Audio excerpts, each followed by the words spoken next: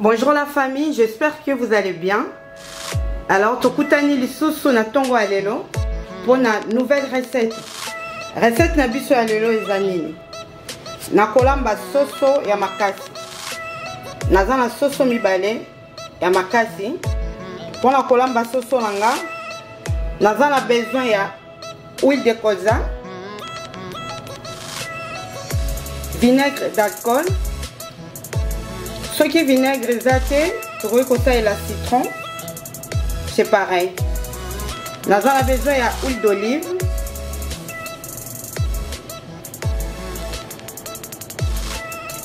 deux poivrons rouges, deux aubergines, deux oignons, l'ail, tomates concentrées, 3 tomates fraîches, gingembre, 2 tiges ya ndembi na 3 tiges ya céleri. Ba épices yango yo mungwa et le reste nako tia yango en même temps nazolamba soso na ngai. Lokutani à suivre pour la suite ya recette na biso ya lelo. Voilà, donc nasi na sukoli poulet soso yango na sukola ki yango bien. Na tia yango na mai ya citron. Na kata ya citron na tia na kata mai pour na zolongola.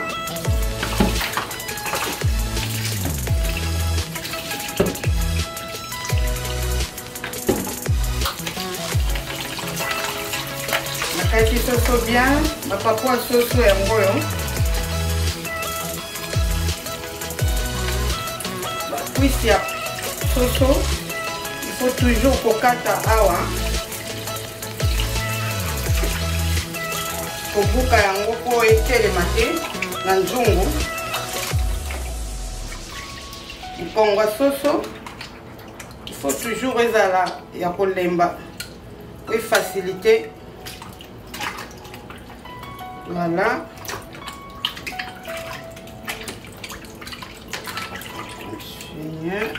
Yango yo mkongo na buki.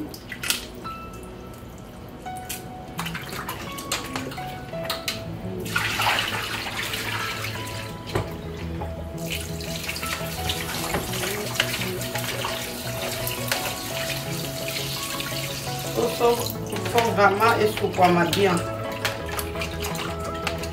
Sokola qui déjà on continue.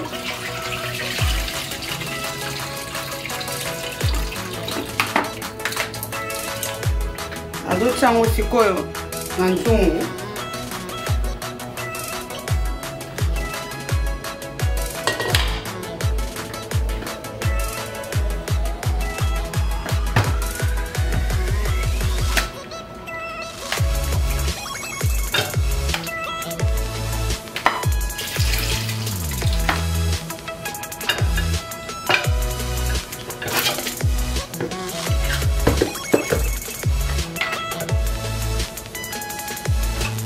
Na rotokisa soso na oignon moko na kataki, ndembi yango yo oignon na ndembi na kataki yango na tie 2 tiges ya ndembi na oignon moko,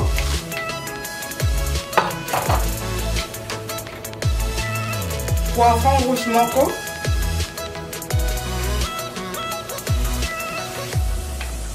j'ai pris juste 2 petites tiges de céleri.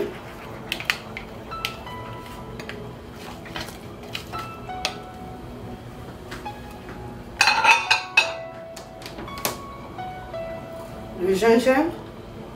Na ail, 3 gousses d'ail na gingembre. Yango na tutaki yango na mortier langa qui na tutaki.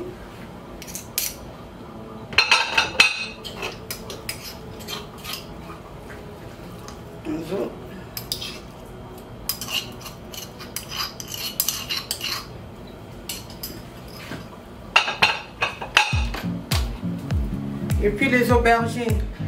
Aubergine na kati yango ba morceau minene puisque on a besoin de récupérer yango erna okalinga tomate na poivron rouge moko etikali.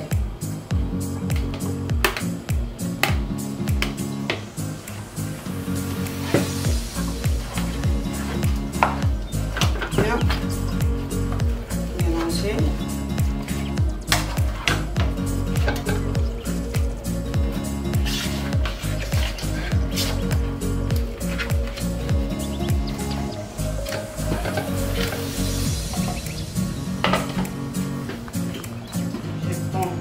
Épices.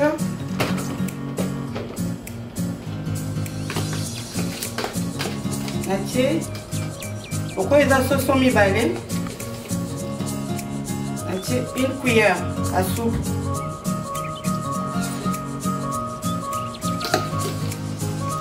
Deux cuillères à soupe. Il y a jimbo et soso. Une cuillère à soupe. Il y a jimbo oil et aroma. Il y a des légumes.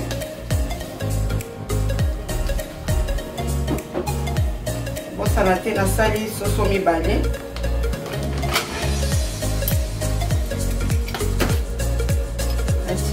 Demi cuillère à soupe. Il y a poivre blanc.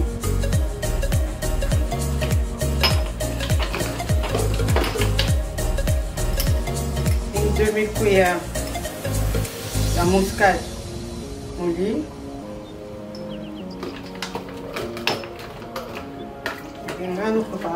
j'ai besoin de feuilles de laurier. On a besoin de deux feuilles de laurier.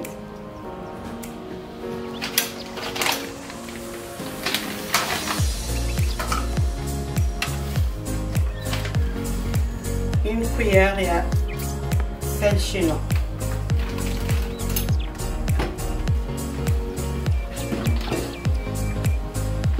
La rotika soso ngai toka na bepiso nyonso pour l'instant na tie maïté parce que soso loko ezaki congelé et bimisa mai nango na rotika ngo na no toka fait doux na mai nango et bimisa mai nango après na ko to kuta na lisusu pour na suite ya recette na biso. Donc là c'est bon. Na tie ba épices nyonso ba légumes na tiki soso et toka a fait doux puisque la tienne en maïté.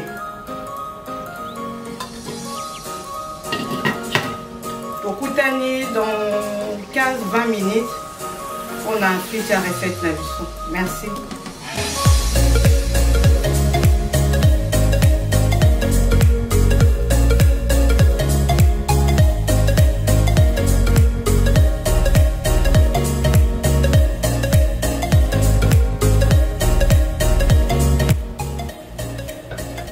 Soso yango yo etoki donc nazali susu en tout cas na bakisi maïté na soso etoki pendant plus de 30 minutes 40 à 45 minutes ça fait doux après un moko na bakisaki moto mais tu peux avancer ta voix.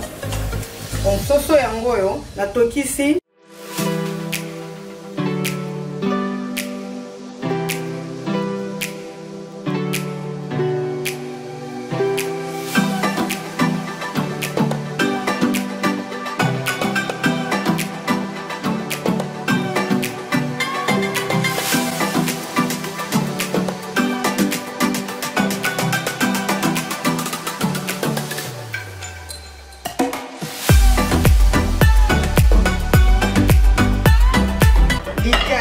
j'espère que vous l'avez bien.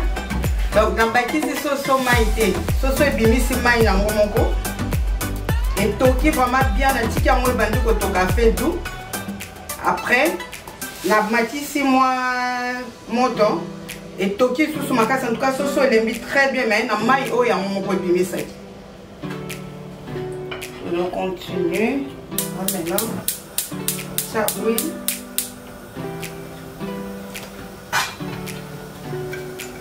On a kalinga. Na okalinga soso nanga, na okalinga ngo makasi te. Juste pour ezala vraiment doré makasi te. Vous allez voir comment je vais faire.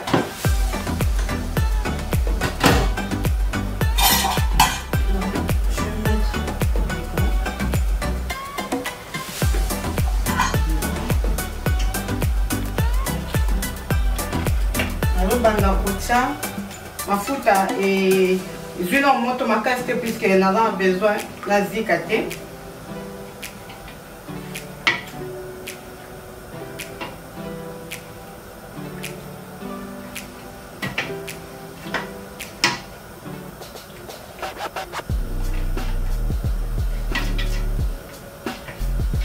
Ma soeur Afia, vraiment merci pour la invitation na yo. Nayebi ke kalate to okutana olakisa biso loboko.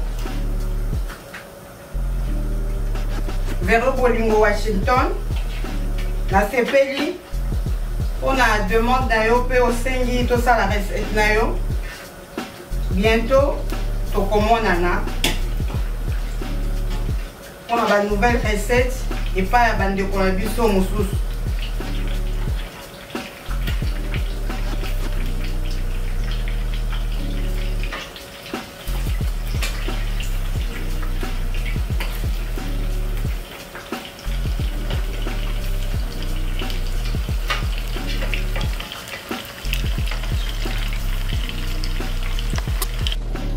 Soso na biso yango yo ekalingami très bien. La kalingi yango vraiment makasi te, hein? Pas très doré. Yango yo. Maintenant, azotia huile d'olive.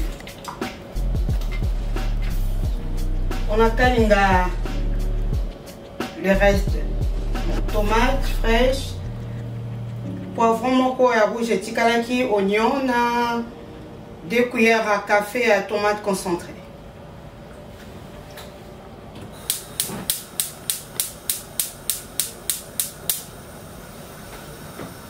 On met l'huile d'olive.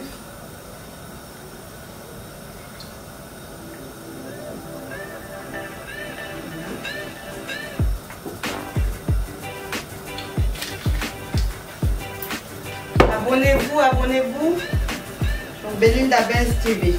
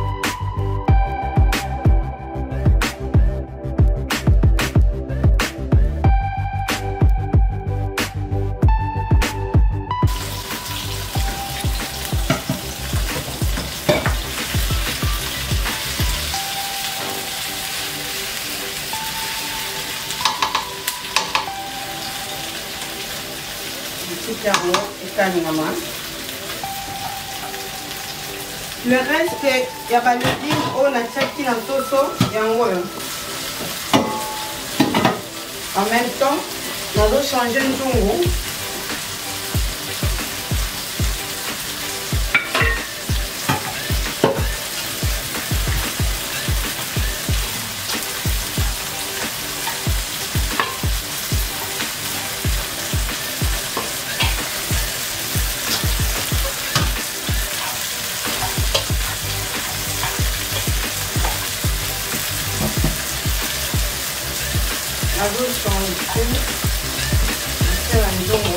Moyenne.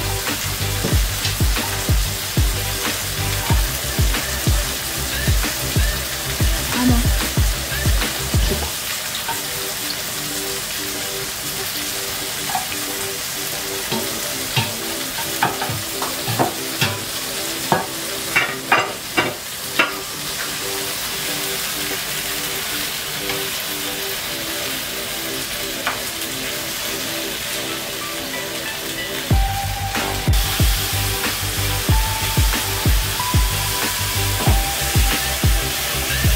la légume na biso yango oyo elembi bien nazobakisa oyo esebelaki na huile nabakisi yango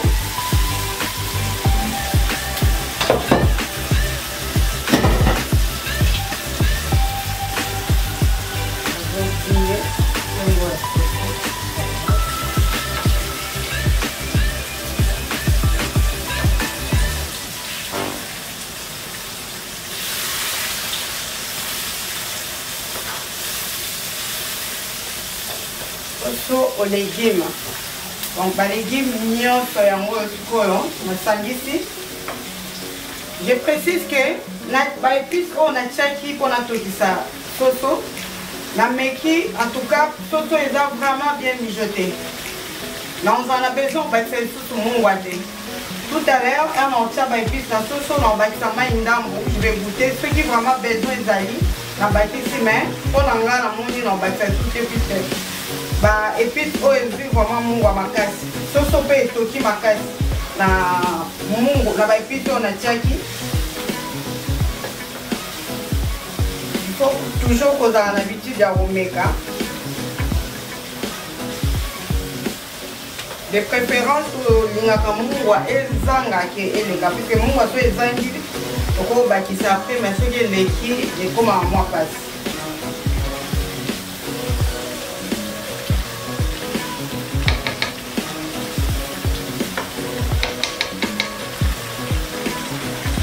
Ouais, légumes vraiment nyonso elembi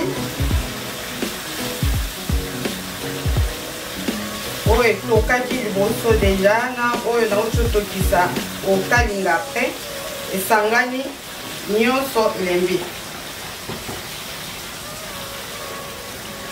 Mafuta eza mingi te ça va.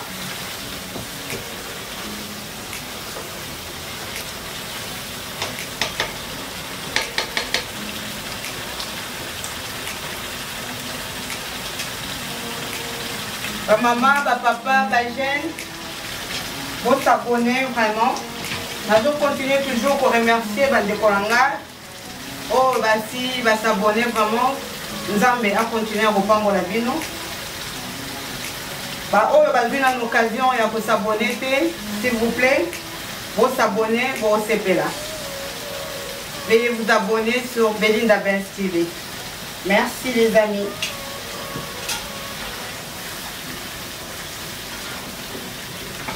Et puis, les légumes nyonso etoki bien. En zone ici, nous avons montant.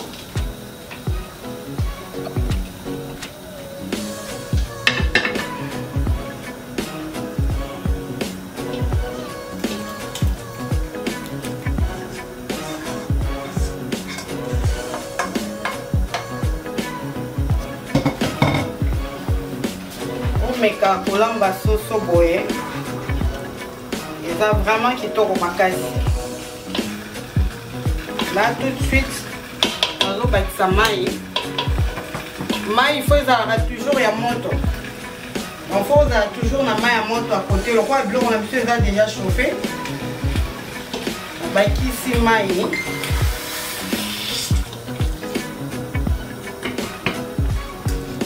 quantité nango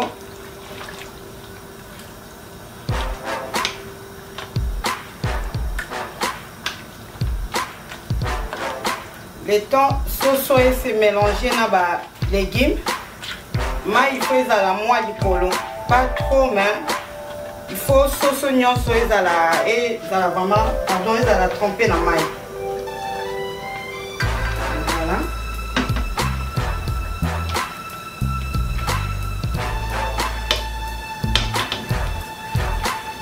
Je vais goûter. Je vais rajouter juste un peu de sel. On va bakisi mai. Mungu yango yo sel. Bakisi juste tourment.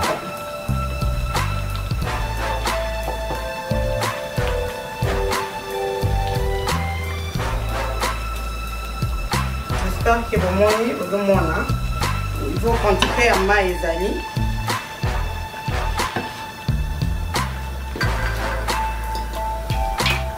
Natiki soso na biso etoka. À suivre. Voilà, recette na biso ekomi na suka. Soso ebeli ekoliama na loso. Regardez ndenge soso ebeli poulet aux légumes. Na bakisaki susu mai te. Mai okaka na tiaki na bakisi susu te. Et esali 30 minutes na moto. A fait doux. Donc poulet yango yo ekoliama na soso. Merci beaucoup. Na bino nyonso ba bozi occasion ya kolanda nga lisusu na journée ya lelo. Na sepeli mingi. Nazo senga toujours na bandeko na ngai. Oh non, ba s'abonner te bo s'abonner na Belinda Benz TV. Oh bosi bo s'abonner. Nzamba pambola bino.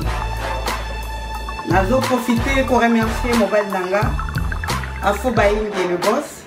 Merci beaucoup pour le soutien à eux, mes enfants, ma petite fille, ainsi que toute ma famille. Les amis, merci beaucoup. La sepeli, tukutani mbalasima pour la recette moussousou. Que Dieu vous bénisse. Tell me pretty lies, look me in the face. Tell me that you love me, even if it's fake.